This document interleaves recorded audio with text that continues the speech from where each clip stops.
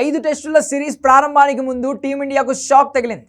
Head coach Gautam Gambhir అత్యవసరంగా స్వదేశానికి బయలుదేరొచ్చాడు. June 11న Gambhir తల్లి గుండెపోటుకు గురయ్యారు.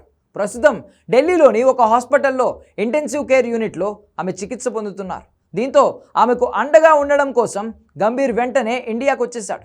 జూన్ 20న భారత్ ఇంగ్లాండ్ మధ్య తొలి టెస్ట్ ప్రారంభం కానుంది. ఈలోగా గంభీర్ తిరిగి జట్టుతో కలిసే అవకాశం ఉంది. గంభీర్ తిరిగి ఎప్పుడు ఇంగ్లాండ్ బయలుదేరుతాడు అనేది అతడి తల్లి ఆరోగ్య పరిస్థితి మెరుగుపడడం మీద ఆధారపడి ఉంటుంది.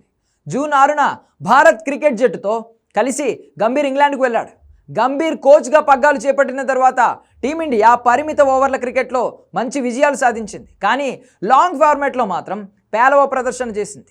సొంత గడ్డ మీద న్యూజిలాండ్ చేతిలో సిరీస్ వైట్ వాష్కు గురైన భారత్ ఆ తర్వాత ఆస్ట్రేలియా గడ్డపై బోర్డర్ గవాస్కర్ ట్రోఫీని కోల్పోయింది. దీంతో WTC ఫైనల్కు అర్హత సాధించలేకపోయింది.